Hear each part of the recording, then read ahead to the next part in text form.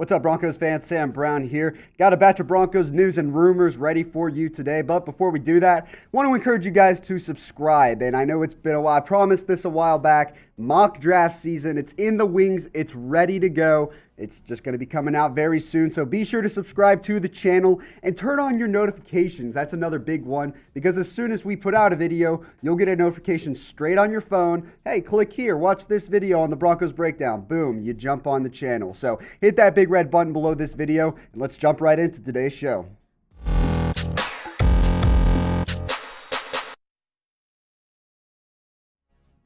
Sam Brown here with the Broncos Breakdown. We've got some news and rumors here brought to you by Chat Sports here on Newsbreak as well. And we're going to start things off by talking about some Sam Darnold rumors, because an interesting tweet came out just yesterday night from Connor Hughes, who was the reporter for the Jets for The Athletic, said the hashtag Panthers weren't the only team in on Sam Darnold. The Broncos were too, per source. Now, this came after the trade, obviously, that sent Sam Darnold from New York to Carolina. And apparently the Broncos pursued Darnold before the Jets traded him to the Panthers. Now, the Panthers gave up 3 draft picks for Darnold, and we'll show that trade here in a little bit. But apparently the Broncos would have been interested in maybe giving out some draft picks for Sam Darnold as well. Former number 3 overall pick, hasn't really lived up to the hype so far in 3 years. And he was in that draft class with Josh Allen, Lamar Jackson, Baker Mayfield, clearly the 4th best quarterback so far in that class. But my take is pretty simple. It's a good thing they didn't get him, because if you're sitting there in your quarterback room is Drew Lock and Sam Darnold, that might be one of the worst quarterback rooms in the NFL. And I know people will talk about how he was a number 3 overall pick and how the Panthers were right to make a move and pick up his option. No, they were. Not for this much. I mean, you're giving up 3 draft assets for Darnold, a 6th-round pick this year, a 2nd-round pick next year, and a 4th-round pick next year as well. Now, that 2nd-round pick kind of values as you would say, a 3rd-round pick this year, essentially kind of extrapolating. But I wouldn't have given up 3 draft assets for Darnold, even if the highest one was a 2nd next year. Drew Lock hasn't been great, yes. Darnold hasn't been that much better. 45 touchdowns and 32 starts. He averages over an interception a start in his career in the NFL. Yes, he was a number 3 overall pick. We've heard all the excuses. Adam Gase was a dumpster fire. The Jets are a terrible organization. Anthony Lynn was coaching Justin Herbert, and Justin Herbert looked like a superstar. And then he lost his head coach that offseason. Look at Joe Burrow with Zach Taylor, who's on the hot seat right now. It's still clear Burrow is a great quarterback, and he'll be a successful quarterback in the NFL. Sam Darnold has never shown that in his career with the New York Jets. And if you're relieved like I am that the Broncos did not trade for Sam Darnold, give this video a thumbs up, because my God, this video would have been so much different if Denver had traded 3 draft assets to pick up Sam Darnold and then moved on from Drew Lock to who knows where, maybe in that Darnold trade or in a separate one where they wouldn't have gotten the same value back that they would have. It's like this video, if you're relieved Sam Darnold is not a Denver Bronco, because I sure as hell am. Now, it kind of leads me to my next point here. We're talking a lot of quarterback today. Troy Rank with Denver 7 tweeted out this morning, actually on Tuesday morning, if you're watching this video, said that the Broncos at the very least are expected to express interest in Teddy Bridgewater, but there could be wrinkles to iron out with the acquisition price and his current salary. In theory, Denver could add Teddy Bridgewater and still draft a QB in round 1 and move on from Drew Lock. A lot of options to consider if you're Denver. And it's an interesting concept to think about, trading for Teddy Bridgewater, who was solid, not going to lie, with the Carolina Panthers, just not a long-term answer. That's the reality of it. He'll be your bridge quarterback.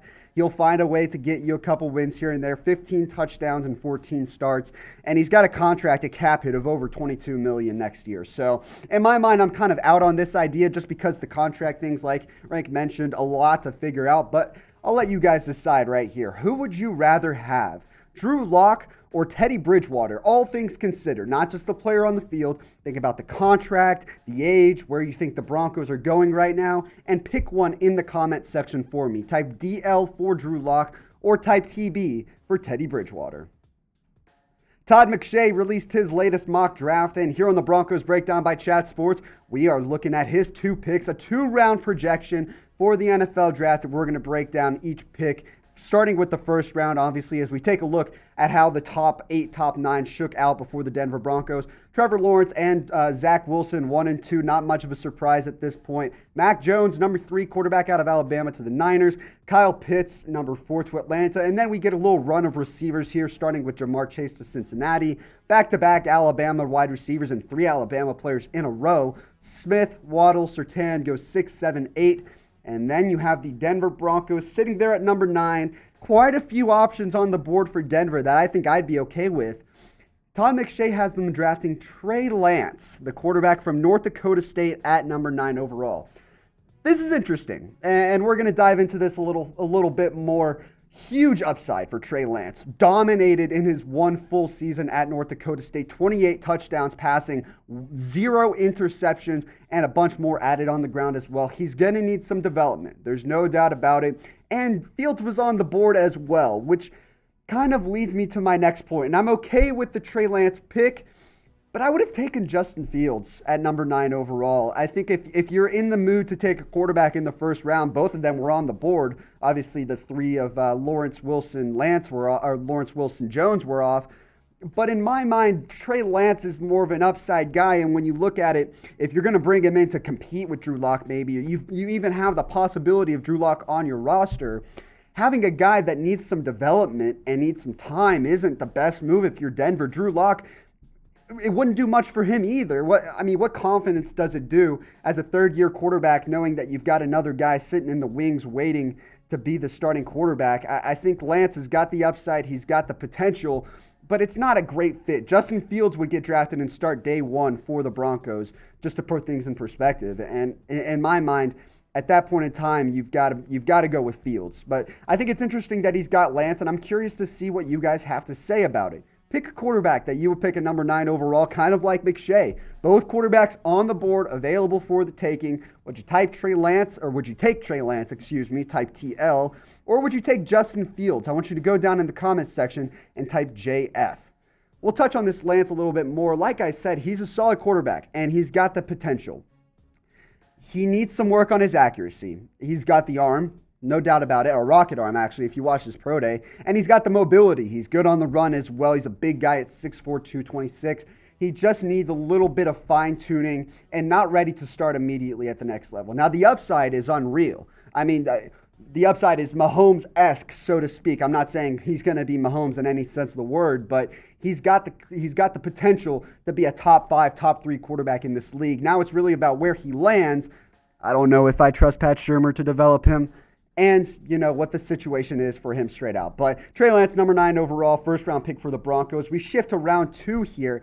He's got Asante Samuel Jr., the cornerback out of Florida State. This is an interesting pick, and I want to dive into this one a little bit more as well. Solid year for Florida State, 30 tackles, 3 interceptions, 6 pass breakups. Over his career with the Seminoles, 29 pass breakups in 32 games. So definitely a ball hawk type of prospect. And when you look at this cornerback depth chart, he could fit in a couple different places. He's got the mold that's more nickel-driven, where he would be out behind Bryce Callahan. He's also got potential on the outside, like I said, because of those ball-hawking abilities. So drafting Asante Samuel it's not a huge risk for the Broncos because they can afford to start playing him on the outside and at nickel, just not starting anywhere. Gives the Broncos some variety and really allows them to figure out what his best fit is on this Broncos team. Kyle Fuller on a 1-year contract. Ideally, if he plays well, I'd like to sign him for longer than that, capitalize on the Bears' mistake, but Bryce Callahan also has 1 year left on his contract as well, and the injuries have really kind of held him back from being his true self. So if you give potentially Asante Samuel the chance in year 2 to slide into that nickel corner spot, it might be an option to consider where Denver, like I said, 5'10", 184 pounds, fits that nickel mold, but has the ball hawking abilities of an outside corner as well. So interested to see what his fit is in the NFL, but that's Todd McShay's 2-round mock draft for Denver. I want to hear your grades. Trey Lance in round 1, Asante Samuel Jr. in round 2. I've got to say I like the Samuel Jr. pick, maybe just a little bit more than the Trey Lance pick. If you're in the mood for drafting a quarterback in round 1, I would give this a B. If you're not, it's closer to a C, C minus. But hey, let me know what you guys think in the comment section. A, B, C, D, or F. Go back to school and grade Todd McShay's Broncos 2-round mock draft. That's it for today's Broncos news and rumors, but like I said at the start, be sure to subscribe. It would help us out a lot. To quote Mitchell Renz, this is how I feed my imaginary kids, and I want to be able to keep feeding them. So help us out. Hit that big red subscribe button right below this video, and we'll see you next time here on the Broncos Breakdown.